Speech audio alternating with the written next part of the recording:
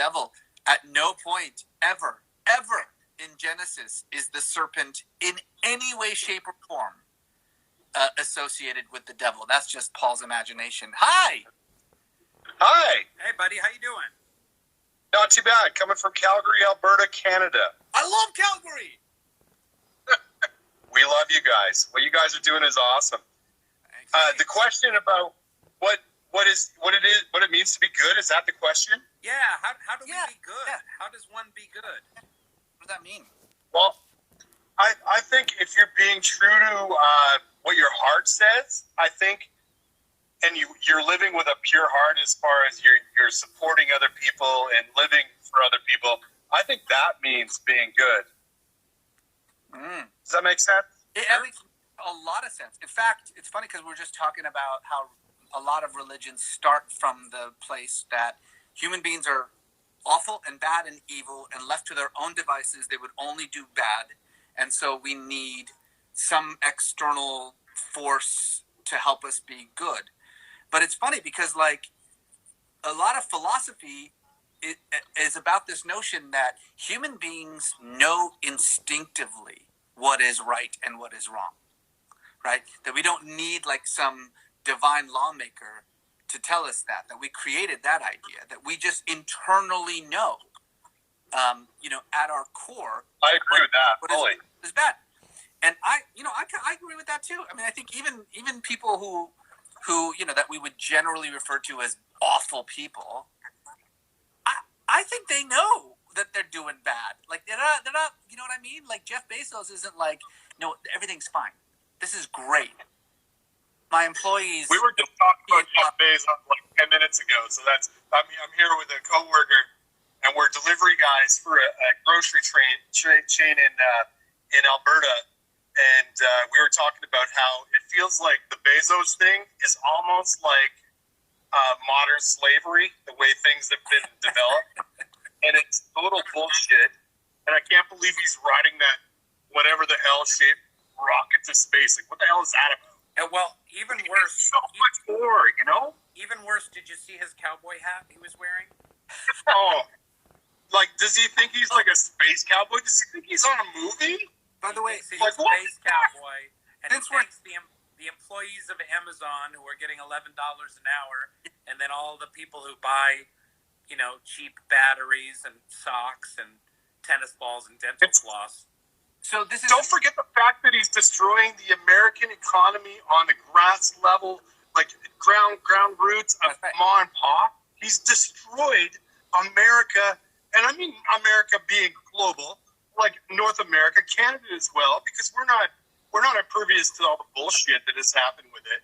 If you think about all the shops that have had to close because they don't have any business, yet this guy is still space fucking.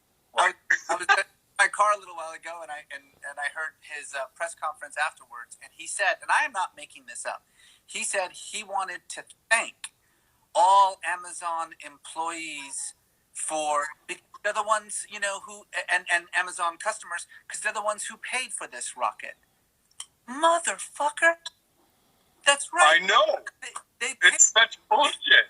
Yeah, I mean, he's correct, but, like, I'm saying, like, there's no way he doesn't know what he just said. Like, there's no way he doesn't understand what he just said. You know what I'm talking about?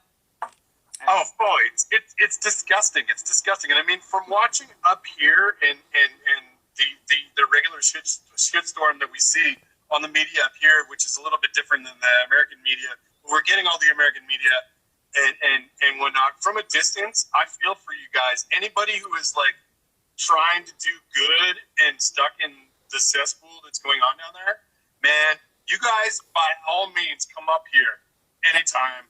Hang out and absolutely move here. Yeah, are your borders open now? What's that? Are your borders open again? That's a whole other ball of wax. I don't even know. I think they're sort of open. Apparently, you see, I used to work for an airline right before COVID, and I ended up in this job as a result of COVID, basically destroying that department and turning the company into focusing on outsourcing. So, which is a whole other thing. Like, they got bought out by a very large. the airline I work with, I can't actually legally mention because we signed a non-disclosure on it.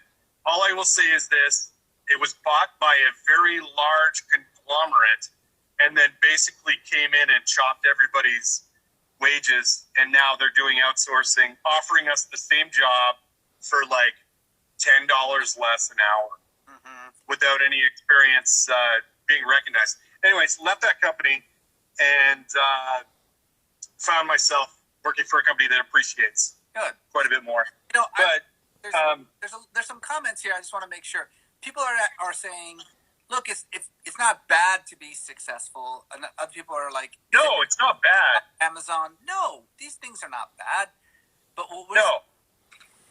what's your motivation for the things that you do? I think a lot about what it means to be good or not good has to do with the thought process behind your actions. Yes, I see a hand in the back.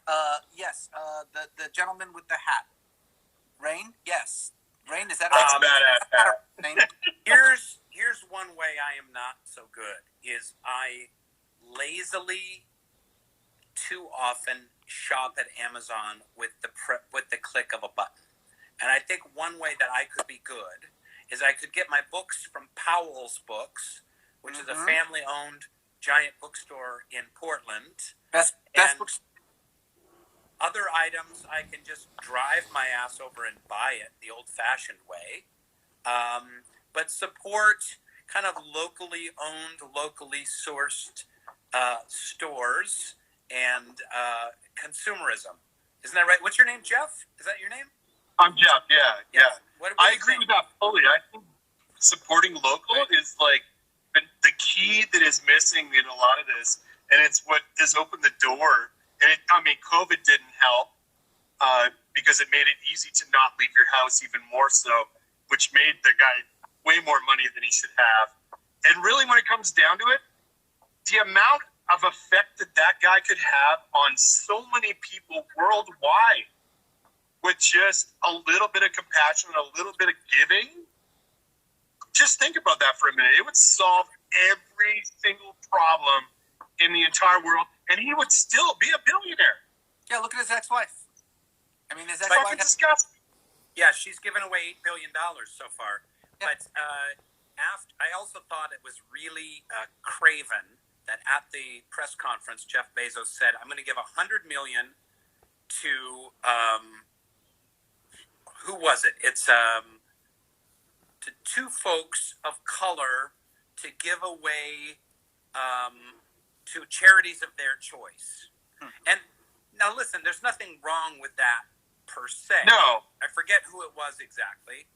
I hope the wording wasn't that way, though. Was the wording that way? No, he has. Okay. He said, "I'm giving $100 million to so and so. It's $100 million to so and so, and they can give it away." He had the name. I forget who the names of the people were, and but it felt like a tactic, and also like $100 million. That's a lot of money, and it sounds like a lot of money. But he probably that's $200 million. He probably made that in interest in like the last 2 months. So it's nowhere near. $2 a second, I think, is what he makes. $2,000 a second is what he makes, eh?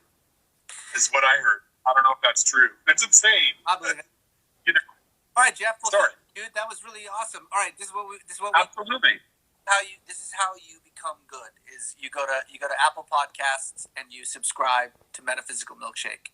There you go. Like, subscribe, rate, review us, please. Those of you watching, we need some more reviews. Metaphysical Milkshake is the name. We talk about life's big questions in a fun, funny, irreverent way, just like we were doing with Jeff. And we'd love to hear from you.